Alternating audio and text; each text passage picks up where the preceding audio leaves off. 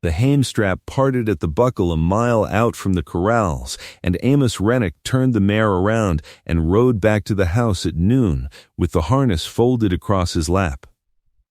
He came in through the kitchen door because it was nearest, and because it had never once occurred to him to use the other one. Wesley sat at the table with his boots hooked through the rungs of the chair. Beans, a wedge of cornbread, a smear of sorghum going amber at the edge of the plate. He had eaten about half of it and was working on the rest without hurry. Cora Boyle stood at the wash bench with her sleeves shoved past her elbows, wringing out a shirt in water that had already gone gray. She wished him a good afternoon in the tone of a woman who had not expected to speak to anyone until dark. Amos hung the harness over the back of the empty chair. He wanted the awl he kept on the top cupboard shelf, above the boy's reach, and when he opened the cupboard door the plates were stacked in their place, 4 of them. The blue rim chipped on the second one down. He put his hand flat on the top plate. Dry, not the dryness a cloth leaves, which is cool and holds a faint damp ring at the bottom for an hour after. Dry all the way through, the dryness of a thing that has sat in a shut cupboard since breakfast. Wesley was watching him. The boy had a way of watching that gave nothing back, and he had had it since his mother died, and Amos had long since stopped trying to open it. Amos took the awl down and closed the cupboard. Eat your dinner. He went back out to the harness bench in the yard, and he sat there stitching the strap for a quarter of an hour, and he could not have said afterward what he had been thinking about. The way she had come to be there was ordinary enough that nobody in Howard County had thought twice about it. Amos Rennick held 320 acres on the north side of the loop, half of it hay ground, the rest broken and running back to grass where he had let it. He had a frame house with a sod addition on the west end, 40 head of cattle carried over from a bad year, and a black stud horse named Priest that he had bred himself and stood for a fee of $10 to any man who could show a decent mare. In August he had sold beef into the worst market in 7 years because he could not feed them another month, and the money that came back from the yards was a joke he did not repeat. Ruth had been dead 2 winters. She had gone in 4 days with a fever nobody could name, and afterward Amos had learned to cook the 6 things a man can cook and had made the boy eat them. The advertisement had run in a paper out of Grand Island. A woman wanted, sober and strong, to keep house and put up the winter meat from the 1st of October to the 1st of March. $2 the week and board. He had written it himself and had spent longer on it than the words deserved. Cora Boyle came in on the freighter's wagon in the first week of October with a carpet bag and a brown wool coat with the left cuff mended in thread that did not match. She was somewhere past 30 and looked like a woman who had worked outdoors in her life and had not been thanked much for it. She did not chatter. She looked at the house and the barn and the smokehouse and the cellar door and the water, in that order, the way a person looks at a place they intend to make work. Amos gave her the terms standing in the yard with his hat in his hand. $2 a week. Board and the room off the kitchen. I pay at the 1st of the month. If I am short, I will tell you I am short, and I will not pretend otherwise. All right. The boy is 8. He does not talk much. That is not on your account, and you are not to take it personal. All right. There is meat to put up, and I am no good at it. My wife was good at it. She set her bag down on the step and pushed her sleeves back, and that was the end of the negotiation. The house came right in about 9 days.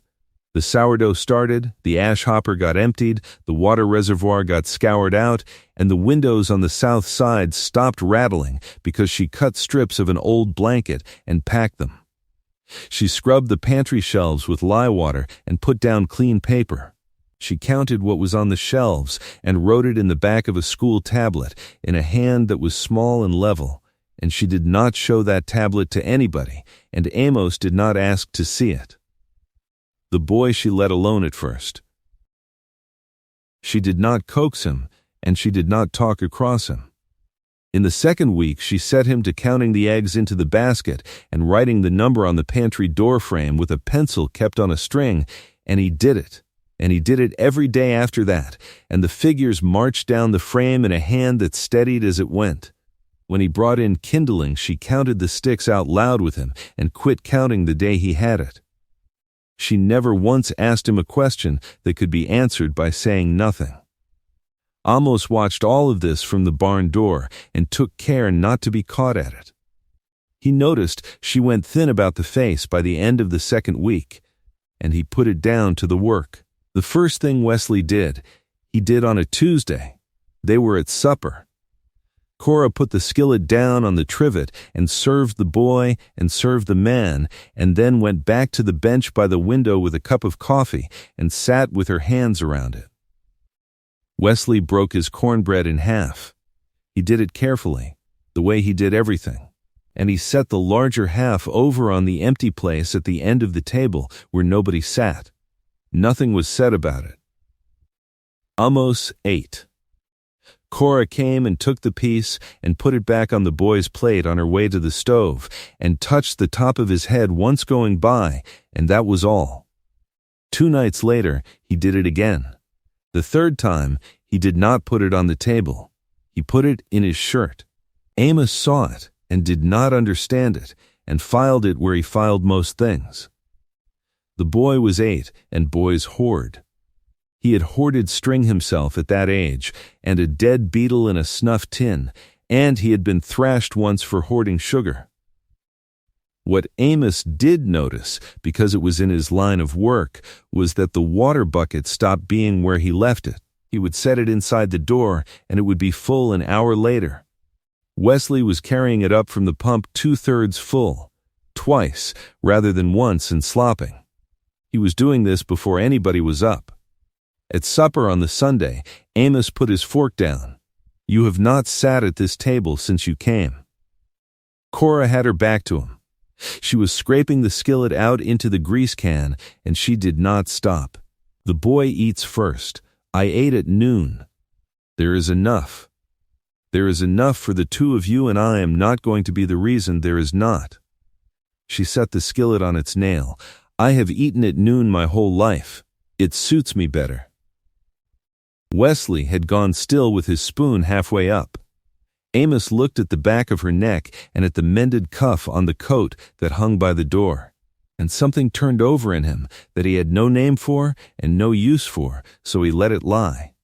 "Suit yourself. I generally do." The freeze came in on a Thursday night, and by morning there was an inch of milk ice on the trough, and the pump would not draw. Amos was at it with the handle when she came out with a bucket of hot water in each hand and a bundle of rags under her arm. He had been about to build a fire of twisted hay against the base of the pipe. She got in front of it before he had struck the match. "You will crack the cylinder, and then you will have no pump at all until a man comes out from town." She wrapped the head in the standpipe with the rags and poured hot water over the rags slow, working down, letting it soak in rather than run off. She did the same twice more. She had him lift the handle and hold it up while she poured a dipper down the top of the pipe. On the 4th dipper, the leathers took hold and the water came, brown for a stroke, and then clear. "When you finish tonight, hold the handle up until the barrel drains. That is all there is to it. It is the water standing in it that freezes, not the cold." He had been pumping that pump for 11 years. The hogs came the following week, on the first morning cold enough to hold the meat. Amos shot them and stuck them, and he and the neighbor boy hauled them up on the singletree over the scalding barrel. Cora ran the barrel. She would not let them put a hog in until she had tested it. And she tested it by trailing her 3 fingers through the water 3 times, running and taking them out.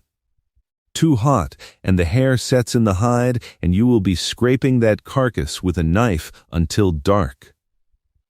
That is about 145 degrees, and that is where we want it.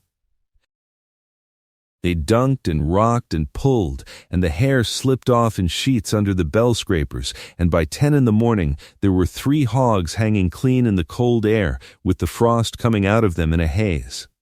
She cut them down herself. She took the leaf fat out whole and set it aside in its own pan, apart from the back fat and the trimmings, and when Amos asked why, she was already elbow deep in the next one. Leaf renders white, and it renders sweet.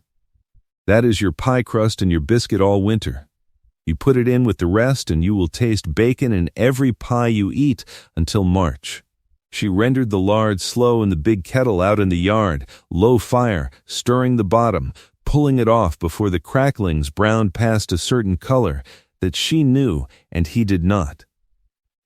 She mixed the cure herself, salt and brown sugar and a little saltpeter, and rubbed the hams and shoulders and packed them down in the barrel and told him the days.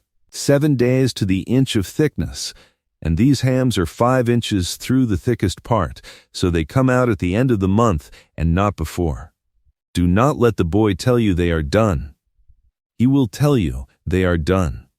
She turned the casings inside out over a stick and scraped them and rinsed them in 3 changes of salt water, and stuffed the sausage with a horn, and made head cheese in a crock with a plate and a stone on top of it.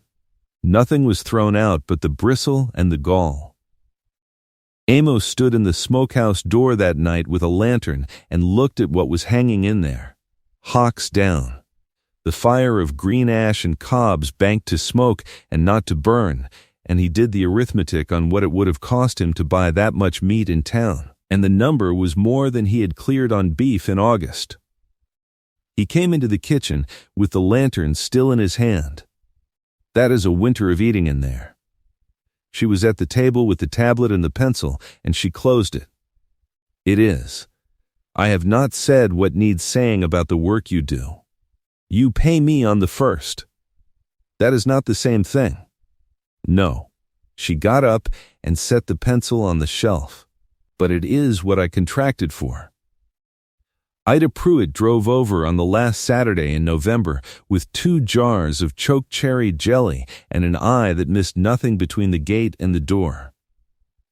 She sat 40 minutes. She talked about her son in Ord, and about the Methodist supper, and about a man who had frozen both feet in Sherman County. On her way out, she stopped at the wagon with her hand on the wheel and waited until Amos came round with the team. Amos, that woman has gone down 2 sizes since I saw her at the sale in October. She works. They all work. Ida gathered her lines. I am not saying a word against you, and I will not have a word said in front of me, but there is talk starting, and the talk is that Rennick is working a woman hard and feeding her light, and you will not like the shape of it by Christmas. He stood in the yard a long time after the wagon was gone. He tried, in his fashion, that same week. At supper he took the 4th plate down himself and put a spoonful of beans and a piece of the side meat on it and set it at the end of the table before she could get to the skillet, and he kept his eyes on his own hands while he did it. She came round behind the boy and slid it onto Wesley's plate without breaking her stride, and asked whether he wanted the last of the onions, and the whole business went down like a stone dropped in a well, with nothing coming back up.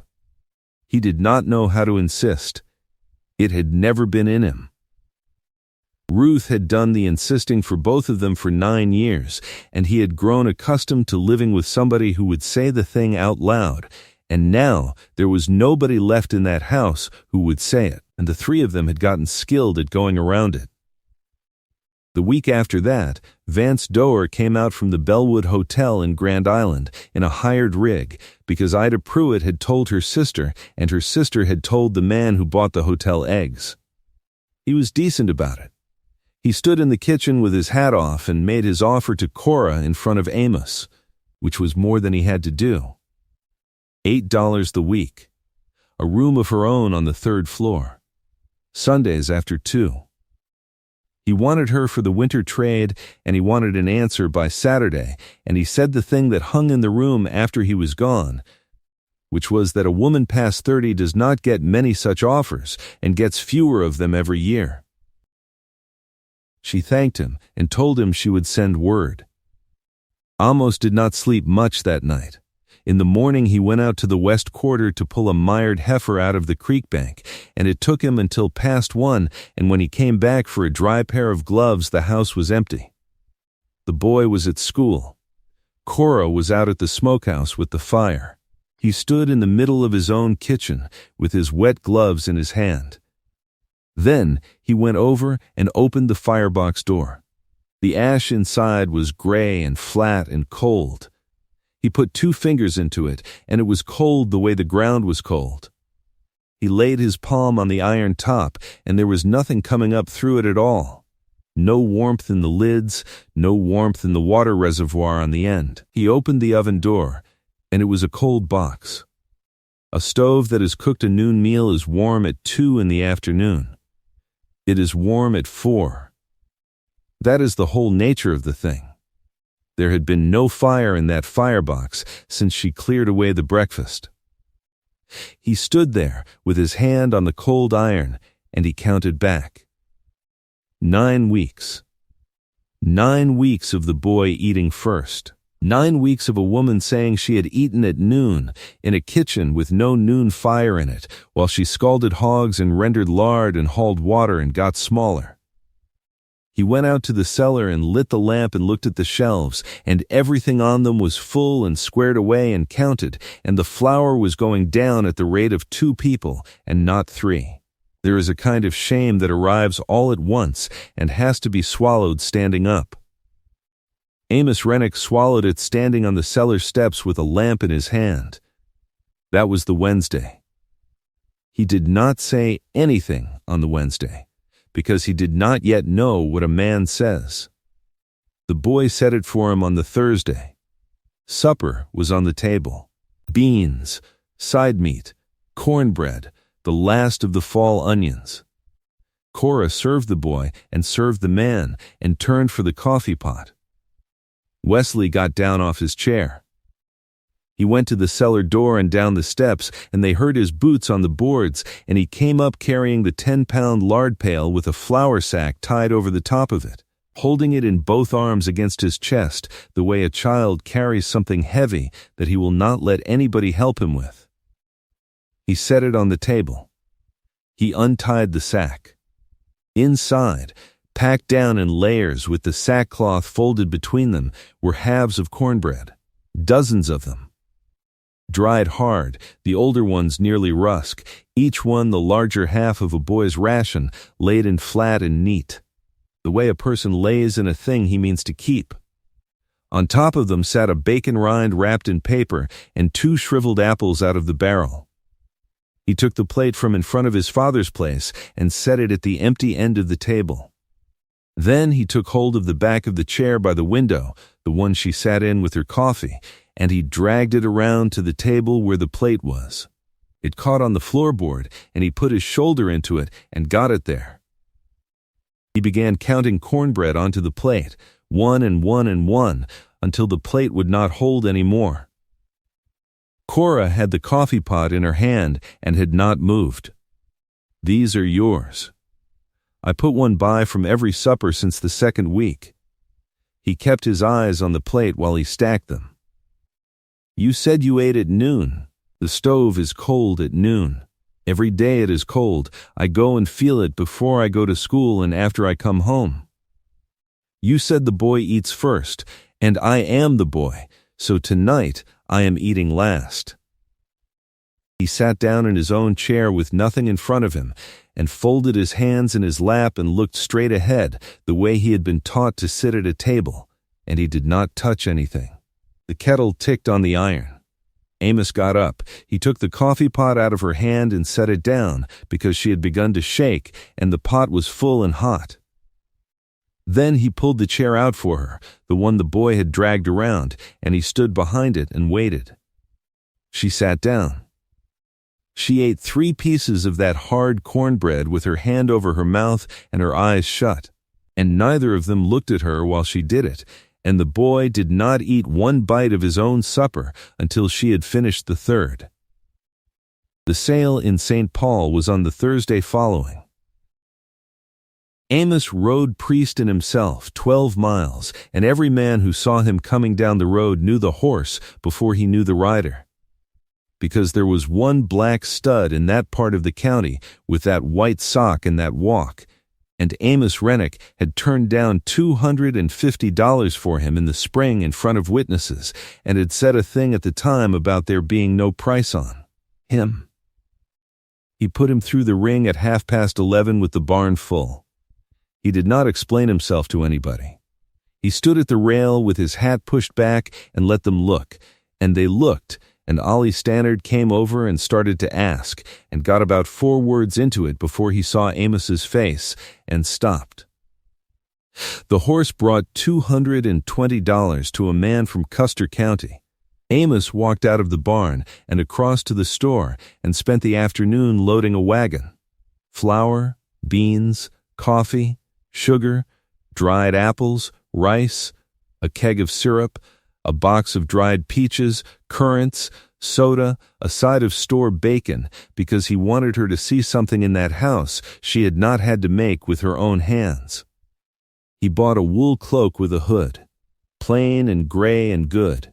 Then he had Stannard open the account book and write Cora Boyle's name into it under his own, with the right to draw against it to any amount, and he had 2 men witness it, because Stannard said it was not necessary, and Amos said he would have it anyway. He paid her out in the yard when he got home, before he unloaded a single sack. Every dollar owed to the 1st of December, and then every dollar owed from December to the 1st of March, which he had not earned yet, and which she had not worked yet. She stood with the money in her 2 hands and did not know what to do with her face. This is not owed. It is now. Amos, this horse is. Priest is in Custer County, and he is not coming back, and I will not talk about him. He lifted the flour off the tailgate and set it on his shoulder. You have got wages in your hand and a name on the account at Stannard's, and Durer is offering $8 a week and a room. Whatever you decide it's standing on your own money. That is all I wanted, and it is done. He carried the flour into the house. When he came back for the second load, he stopped at the tailgate and took up the parcel with the cloak in it and held it out to her still wrapped. That is not wages. Do not put it in the pile with the wages. She got the string off and shook it out in the light coming through the doorway, gray wool with a hood, heavy enough that it hung with no give in it at all. She did not put it on. She folded it back over her arm the careful way a person handles a thing in a store that they have already decided against. You are not to be buying me things. I do not intend to make a practice of it. He took the box of peaches off the seat and went past her with it. You have got 1 coat. It has got 1 sleeve mended, and it is December. She found him after dark at the corral fence. The pole gate stood open on an empty pen. The stud fee card was still nailed to the corner post, a square of pasteboard gone soft, with 2 winters of weather, with the horse's name on it and the terms in his own square handwriting. He had a claw hammer in his hand, and he had been standing there some while without using it. Cora came and put her arms on the top rail beside him. The boy has been counting the days since the 2nd week of October. I know it. He never said 1 word to me. He would not. Amos worked the nail out, and it came with a small tearing sound. He is like me, and I am sorry for it. Do not be. She took the card out of his hand and looked at it and gave it back. I did not do it to be pitiful. I want that understood. I looked at what was on those shelves in the first week and I did the figuring, and it came out 2 through the winter, not 3, unless something changed. So I took myself off the count. It was arithmetic. It was not a martyrdom. Something changed. Yes, she was quiet. You sold your horse. I sold an animal. I can breed another one in 3 years. He put the hammer down on the post. I am not asking you anything tonight. You have got money, and you have got the offer, and you have got the whole winter to think about it. I have thought about it. You have had 4 hours. I have had 9 weeks. She turned around and set her back against the rail so she was facing the house, where the one window was yellow and the boy's shape crossed it. And crossed it back. There is a child in there who saved me 63 pieces of cornbread and never once let on. I have counted them. Where exactly would I be going? Amos Rennick stood looking at the empty corral for a while, and then he laughed, one time, quietly, the first noise like it that had come out of him in 2 years. Nowhere, I hope. No. They stood there until the cold drove them in, and neither one of them touched the other, and it was understood all the same. The stove is lit at noon now. It is the boy's job to see that it is, and he takes it seriously, and he checks the firebox before he leaves for school the way another child would check a snare line. 3 plates come down out of the cupboard before anything goes into the skillet, and they come down together, and Wesley sets the one at the end first. In the middle of the day, out on the west quarter, Amos can see the chimney from the top of the rise where the hay ground breaks. He looks for the smoke standing up out of it before he swings the team around. And when he sees it, he takes the lines up and goes on with his afternoon.